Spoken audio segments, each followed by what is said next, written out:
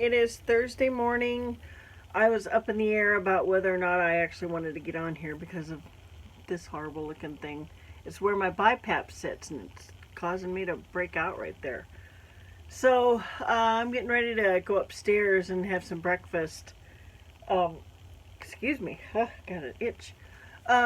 So yesterday I did a video, just a small little snippet of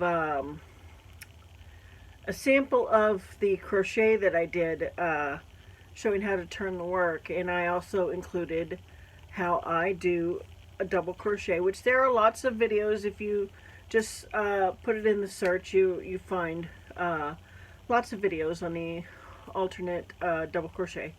But I thought I might also add to that today how to do the standing double crochet, which again, if you search it, there are lots of videos on how to do the standing double crochet. So I will show that here. I'm just going to flip it around and try to get it angled. Like I said, the thing that holds the phone on my tripod actually blocks the view of my hands, so I'm like having to look around and try to look through. I can't really see what I'm doing unless I'm looking around, and that's why I tend to move off of the camera. So anyway, I'll flip it around and show you what I'm talking about. Okay, so I'm going to do a standing double crochet, just slightly different from an alternate double crochet, and I'm going to try and get in view here. Like I said, my vision is kind of blocked because of the way this thing holds my phone. But anyway, I've already got a slip knot on my hook. And this is for if you need to put like a, say, a double crochet right here in your instructions say to chain 3, and that will be your double crochet. Okay, I don't like the way that looks, so I do the standing double crochet instead. So the way you do that, you got your slip knot on your hook. You're going to yarn over. You want to make sure you've got a hold of your tail, working yarn over here, and you're going to insert where your instructions would say to insert, and then you're going to grab that thread, that yarn, the working yarn, and you're going to pull it through. Make sure you keep a hold of your tail. Okay, you're going to yarn over again. Well, okay, yarn over and finish as a regular double crochet. So you've got your double crochet here instead of a chain 3. Okay, and just keep going doing double crochets. And so there you have a definite stitch. There's your stitch right there, the V. Okay, I'm going to do that again. See if I can do it a little bit more smoothly this time. Okay.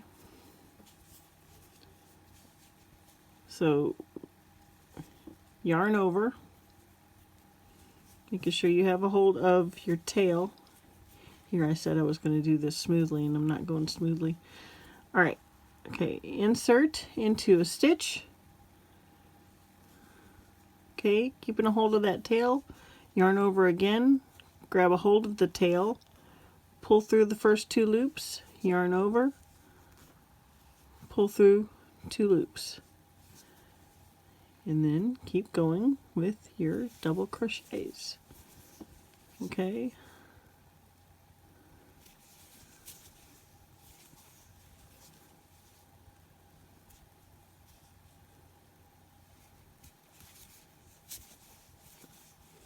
Okay.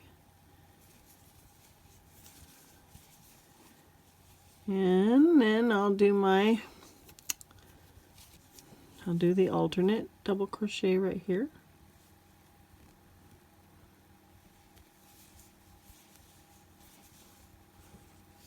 Okay.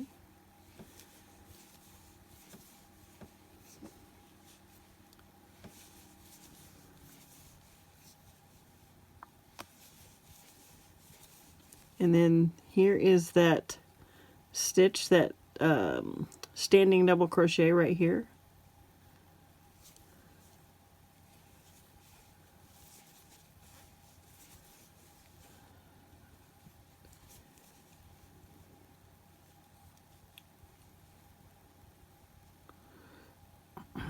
Try that again.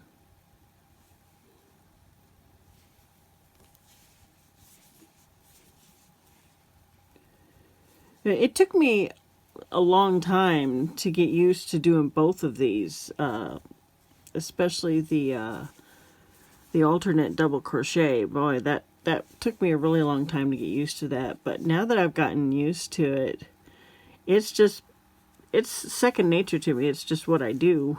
when you know, instructions call for a chain 3, if feasible, then I go ahead and do the alternate double crochet. But there you go. So see how nice and straight the side is. This was just the sample that I did yesterday. I just added to it. So yeah. So that's it. That's how you do the standing double crochet. And I hope that helps. Like I said, you know, if you want to find this, you can find it anywhere on YouTube. There are lots and lots of videos on these stitches. So I'll see you next time. Okay, as you can see, I've got these weird little small appliances sitting here that I very, very rarely ever use. So I got this one at Goodwill because I was looking for a donut maker, a little baby donut maker, which is what I got right here. See, I don't know if you can see that, but okay, so I got that heating up. My aunt got me this one when I moved back in here 4 years ago. She was here for a visit from Jeff City and thought that since I live downstairs and I have the refrigerator downstairs, I might need a small appliance to cook on. So she got me one of these along with a sandwich maker. So this one doesn't have an attachment or a clasp. So I would cook eggs on there. So when I first started making chaffles, it's probably been about 1.5 years ago, I didn't have a cute little mini waffle iron. All I had here was the big chunky clunky cast iron waffle iron that is stored downstairs in the basement. So I started using it and I hated it. However, the one thing that I do love about it is the fact that it's not a Belgian waffle maker. So those 3 Holsteins that I bought a while back, probably about 1 year ago, a little over 1 year ago, the blue, yellow, and pink, those are all Belgian waffle makers. That's what I don't like about those. That's why I don't use them very often. The big one that I used yesterday, again, a Belgian waffle maker. That's why I don't use it very often. So eventually I'm going to get a waffle iron, a round one. I want a round one that is not a Belgian waffle maker. Anyway, I digress. So I decided, since I don't want to be accused of ever not using these things that I either buy or am given, I'm going to use them today. So chaffles in here, so they're going to be basically chaffle donuts, and eggs in here. So I will be right back. Okay, so I've got my eggs in here, 1 in each. I'm going to go ahead and close it up, and then I'm going to fill the donut maker. Okay, got the donut maker filled up. Not very neat because I don't have a handy dandy piping bag, but that's okay. I'm going to use it anyway. And I will show you how breakfast looks when it's done. Okay, so here is breakfast. Note to self, make sure to spray this thing before using it. I forgot to do that. I knew that from experience from using it before. I actually did used to use it downstairs for its intended purpose, what my aunt bought it for me for. But then I brought it up here to use when I didn't have a chaffle maker, and I was using it to do all kinds of different things. But anyway, here's breakfast. These turned out okay too. Oh, look, I made a face. Alright, that's breakfast. So in keeping track with being different and using this this appliance that my aunt bought me that I would probably never use, which I have used, I'm going to use it so that I can't say that I don't use it, if that makes sense. So anyway, I'm going to do chaffles in here, which basically will just look like, you know, sandwich bread. And then downstairs, I'm going to cook my sausage in my little dash grill. Or actually in the egg bite maker. I'm just experimenting here. So this one I only put in the little well that's in there. And then these I decided to take all the way out to the edges. And there's pepper jack cheese on them. So we'll see how they turn out. Okay, here are the triangle truffles from the sandwich maker. And I'm going to take these downstairs, make some sausages on the little dash egg bite maker.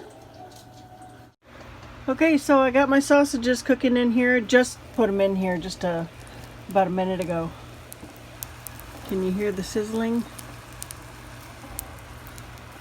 And then I've got my handy dandy little flipper thing.